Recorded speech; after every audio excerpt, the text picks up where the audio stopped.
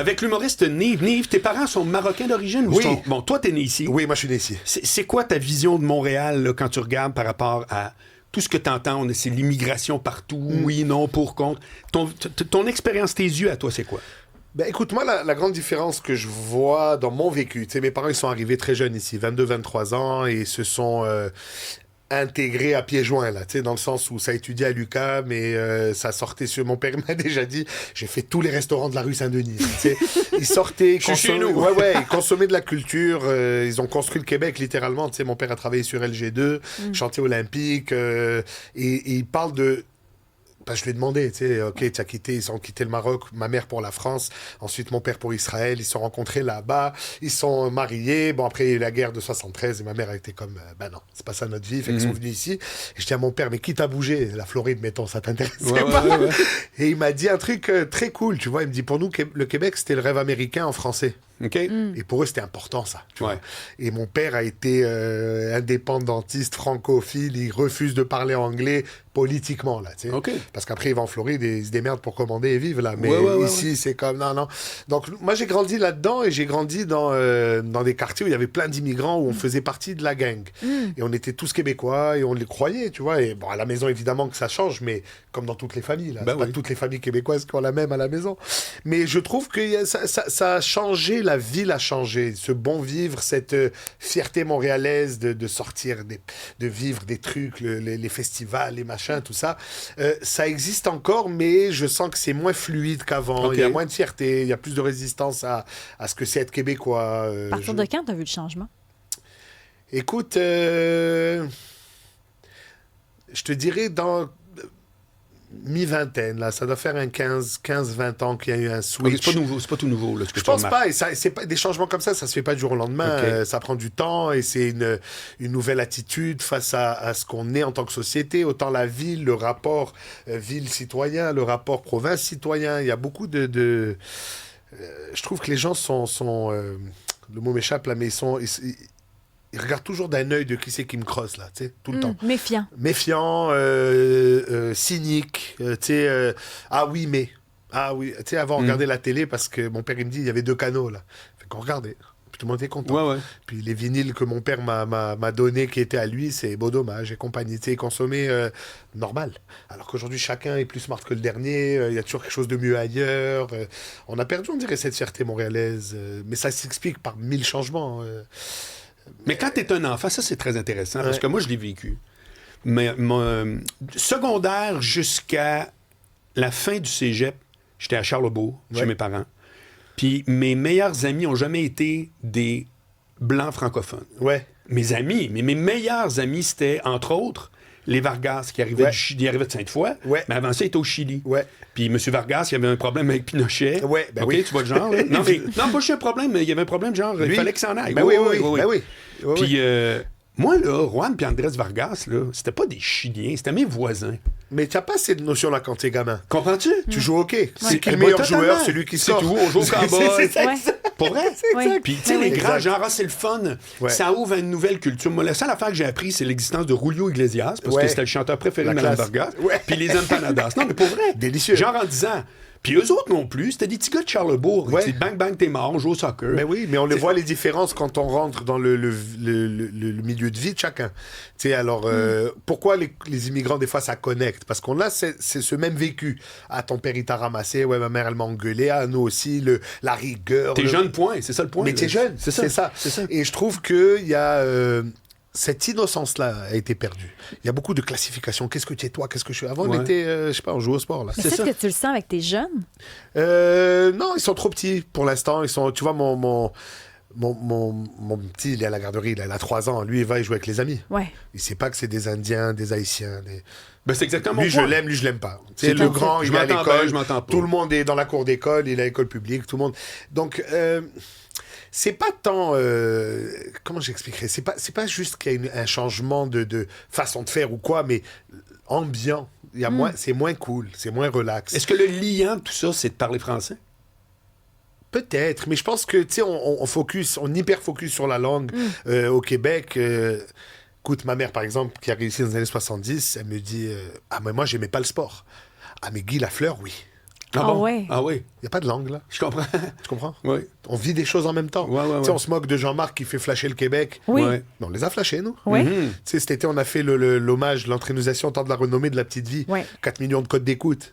Sur 6 millions, il y a Ouais. des immigrants là-dedans, là. Ouais. Mais tout le monde est là. Tu comprends? Tout le monde est là. une Tout le monde excellente regarde ça. Tout le monde le reçoit d'une façon différente. Ouais, mais ouais. on est tous une famille à la maison. On s'abrace. Il y a des fous, il y a des drôles, il y a des... Mais ça, c'est intéressant parce que tu en as parlé. Tu as fait ton Ouais. numéro justement pour le Temple de la Renommée, Exact. juste pour rire. Puis tu disais que c'était une des façons de t'intégrer Mais oui. à la culture, c'était la petite vie. Donc il y avait Ouais. ça aussi qui était Mais un l'expérience commune, je pense que c'est ça. Ouais, quelle qu'elle soit. là. Quelle qu'elle soit, le verglas, c'est Ouais. la merde. On l'a tous vécu.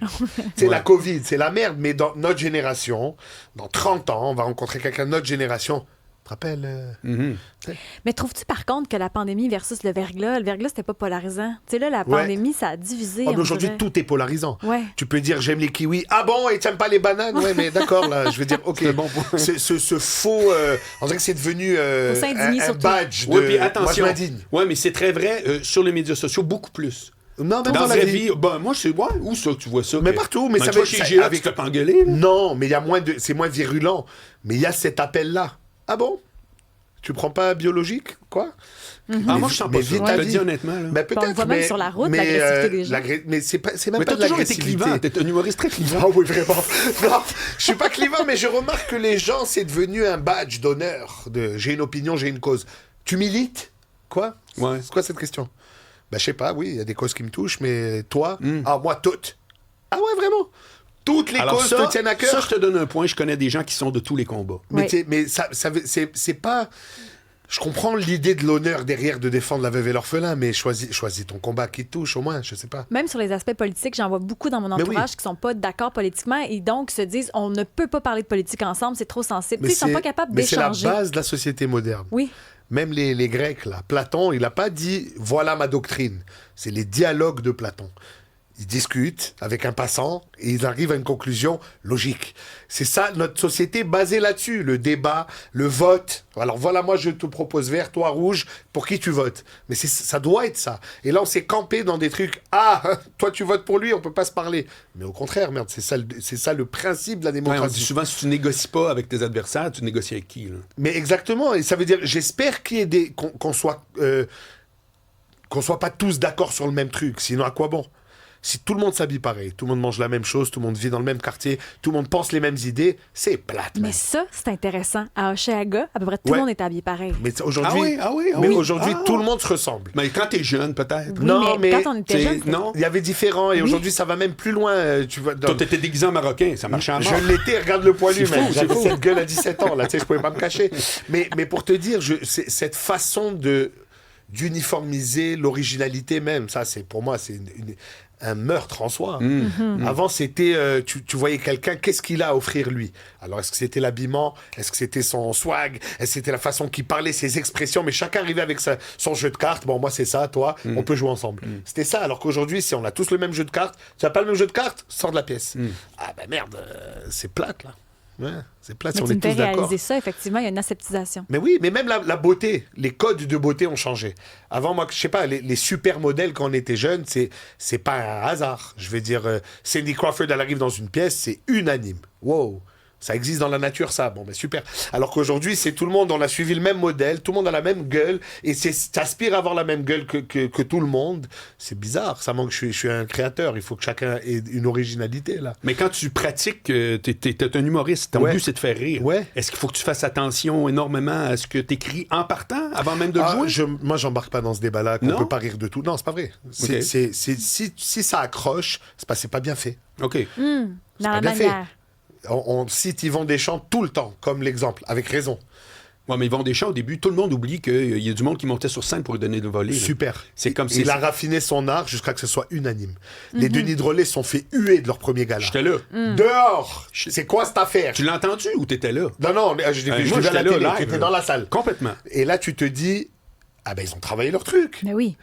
Ils Ouais, ont- En même temps, ils ont trouvé leur public. Non, mais peu importe le comment ou le pourquoi, ils ont continué à exister Oui, absolument. sans compromis. Oui. Alors aujourd'hui, je me dis, tu peux pas rire de ça. Qui t'a dit? Si j'essaie une blague 4 fois et 4 fois ça rit pas, la blague est pas bonne, embraye là, fais autre chose. Tous les sujets sont valables. Mais là, tu sais, moi, par exemple, je fais beaucoup d'accents dans mon stand-up, j'ai été reconnu pour ça, etc. Ah, et la phrase, moi, je pourrais pas. Mais toi, parce que quoi? Non, mais tu sais, non, quoi? Je suis pas haïtien.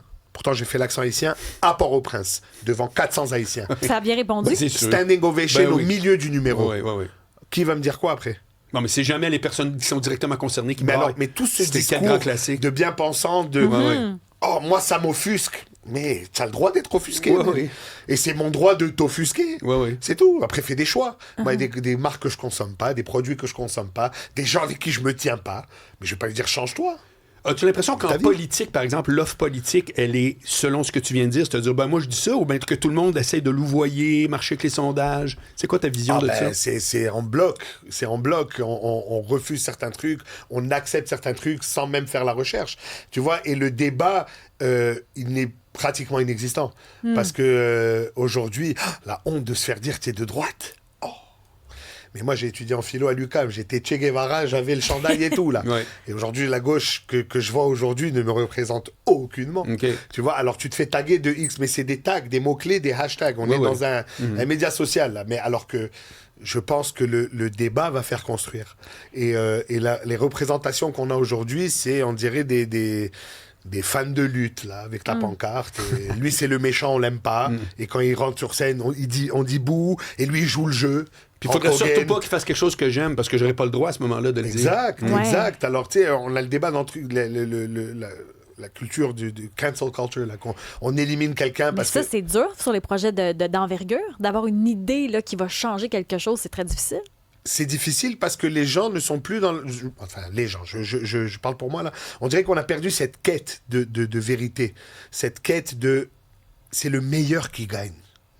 À une époque, le chef, c'était soit le plus fort, soit le plus intelligent, en espérant que ce soit les deux. Tu vois? Aujourd'hui, c'est plus ça. C'est pas le plus fort, c'est pas le plus intelligent, c'est celui qui me conforte, moi. Ah, il dit comme moi, hein.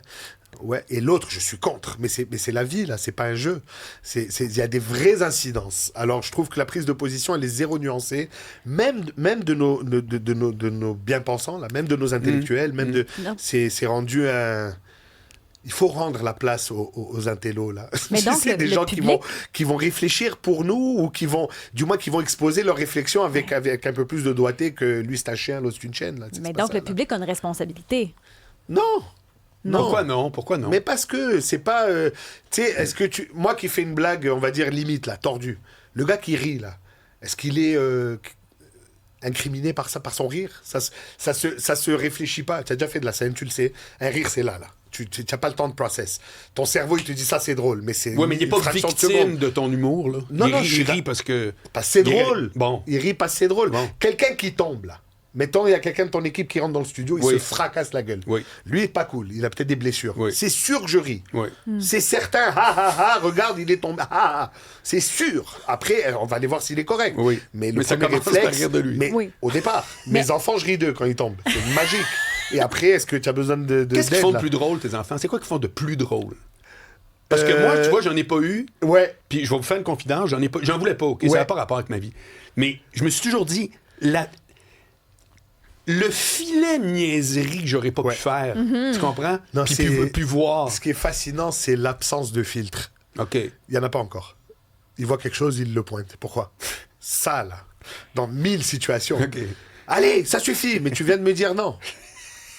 Ah putain, il a raison, la merde, ouais. Pour vrai? Oui, avec ma femme, on est mort de rire parce que lui, il prend l'information comme tu lui donnes. Il n'y a pas encore tous les construits sociaux.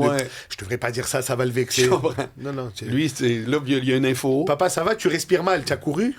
Ouais. Papa, il est gros, là. Ouais. Papa, il est fatigué, là. Ouais.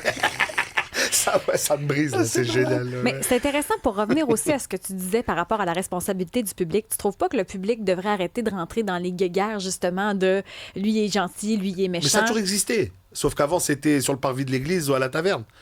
Là, il y a une tribune et on donne de l'importance à cette tribune. Moi, quelqu'un qui vient me commenter tu es gros, sale juif, mais je réponds pas.